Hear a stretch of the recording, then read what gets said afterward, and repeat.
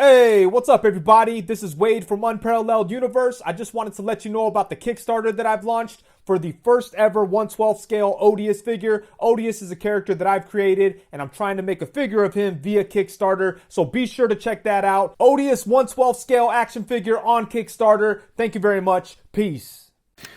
Hey guys, MCU Collector here with another figure review. Next up is the Hasbro Marvel Legends series, the Marvels Totally Awesome Hulk Build-A-Figure Wave. Here we have not Captain America, not just Steve Rogers, but Commander Rogers. So this is actually going to be from a fairly recent comic storyline where I think he was framed for murder, and then instead of picking up the Captain America mantle and he kind of just, put the old Commander Rogers suit on. Same suit that he had worn, shortly after his death during Captain America's, not Captain America Civil War, but the Civil War comic event. So here it's a pretty good figure. The problem is it's a reused body, and there's some restrictions in the legs that I don't like. The figure itself really is no issue. The pins are a little bit of a problem because they're blue pins on the red paint on the outside. The inside they're blue, so that works there. So yeah, it's just an okay figure. It would have been nice to get, an updated body with pinless joints and things like that, sure. But it's just the legs on here that are a problem because they're very restrictive and they want to, kind of go close together. It's just kind of weird. And I think it was a really missed opportunity to include an old man Rogers head on there, because I think it was during the All New, All Different, right, when he was an aged up Captain America, Steve Rogers. I believe he wore the same suit. They could have given us an old man Rogers head, and that would have been really cool.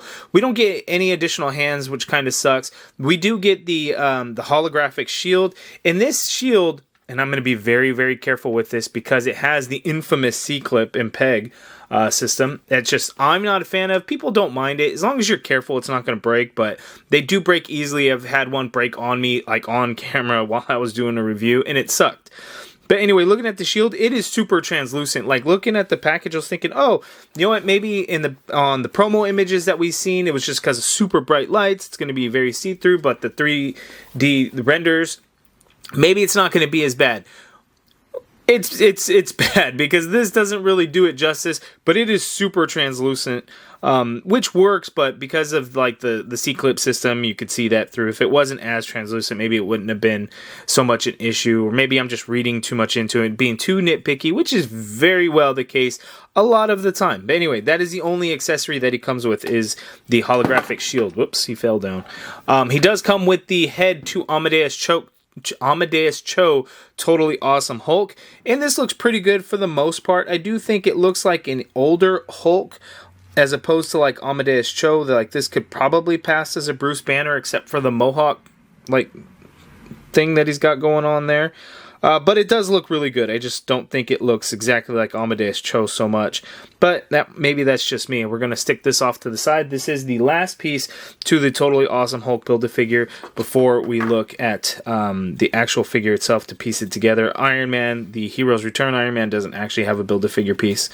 So there is the shield. Looking at the package, we just get a generic Marvel logo there. I can understand they wouldn't do a Captain America logo because it is Commander Rogers, not Captain America, I guess. Totally Awesome Hulk, we looked at all the figures so far. Commander Rogers, here's the number 6 to include all the pieces. Again, Iron Man does not have a Build-A-Figure piece, and you can see here on the back of the package, it's just the figure with the shield and the head for Hulk. And then here is the side artwork, and that is pretty cool. How awesome would it have been to have gotten a head sculpt like that instead of just kind of this natural relaxed look for Steve Rogers? It would have been better, but as of now, this is what we have. What we have is fairly good. It looks like we got some new boots and things going on in here. Again, the figure isn't bad. It's just, we could always get better. But as it is right now, it's not bad. So let's go ahead and get in for the closer look. Okay, so here's the closer look at Commander Rogers, and the Steve Rogers head sculpt is okay. I will do a comparison with the ones that we got in the 20th anniversary Toy Biz card figure, and you know, that one was pretty good. I think that's a good Steve Rogers head. This one is just okay. Something about the hair is kind of weird. I mean, they put the little details with the little hair flare out here in the back. But it's just okay, nothing real special. The skin tone painted on there is a close match to the flesh tone. One thing that is bad is if you look at the stripes here on there, how they do the deco hits and apply the paint is pretty crap when we get something like this where they don't line up, and that looks really bad. It lines up fairly well here in the back, but right there in the front doesn't line up, and then on this side, same thing, doesn't line up. That's unfortunate, so that kind of sucks. Here in the front, you do get some of the blue kind of bleeding through. Another hit of paint would have been cool. We typically don't get too many layers of paint when it comes to the figures. Some line work there on the arms. We got these gloved hands here, and these look good. They are just fists. I wish we would have gotten open hands so then he could have gripped the peg or something for the shield, or gripped the shield in any kind of way. The belt here is nice brown paint with some silver for the buckles there. Silver buckles on the straps as well, and then just red paint along the sides, a little scuff there, no big deal. But these boots look pretty new. They're just all brown and then black with a little bit of that boot cover there. So yeah, pretty good. Then you can see he has the peg hole in the back. We do actually get the painted stripes in the back of the figure, which is a plus because a lot of times we don't get that sort of thing. And then here you can just peg the shield on his back, and then he can carry it around like so. Again, not terrible of a figure, but also just not the greatest, because there's something about these hips where they just don't like to be in certain positions. I guess it seems to be working a little bit now. It's the same issue that I had like with the blue Marvel figure, because it's essentially the same thing, you know, with different boots, because the legs for the most part, the torso, it's all kind of the same. So, you know, we've seen this body a bunch of times. While it's okay, it's still just, you know, nothing spectacular or anything like that. And, you know, not that every Marvel Legends figure is going to be spectacular, but it would be nice if they all were, right? Right? Let's go ahead and check out the articulation. Oh, actually, let's pop the head on first. Okay, so it's actually kind of crazy, the size difference between these two head sculpts. Like, this one is significantly smaller, and that's kind of wild to me, like how that would be the case, because damn, right? So this head does fit on there, but then it does look a little small. I mean, I guess it could work, but it is fairly small. Fairly small. And then while we're at it, why not? Here's the latest, the Ultimate Captain America figure that came in the Puff Adder Build-A-Figure wave. So the new head sculpt, the Commander Rogers head sculpt, fits on there. It's a little wobbly, but it does pop onto the peg hole without any issues going on there. Damn, looks like I scraped up my Captain America figure. Someone knocked off some of that white paint. Oh, be careful with that kind of thing. The more I look at this, the more it actually works. Even though the head is a little bit on the smaller side, it definitely works, and I think I actually might be liking that a little bit more than this head sculpt. Something about this head sculpt just throws me off. I don't know if it's just because it's his chin, his jawline is so wide, but I am really liking that one right now. Okay, so Commander Rogers' head is on a disc hinge, so he can look up all the way. He can look down all the way as well. Full rotation in there, of course. There it actually is a tiny bit of pivot going on in there. The shoulder, he does have the very large shoulders, shoulder balls there, so you can only get the arm to go out that much. There, be careful of some paint rub when it comes to that star and stuff on that shoulder. Full rotation in that shoulder. Upper bicep swivel, double jointed pinned elbow, so you get that much bend there at the elbow, which works out well. Wrists swivel, and they do hinge. Standard horizontal hinge on the two fists, and the only hands that we get.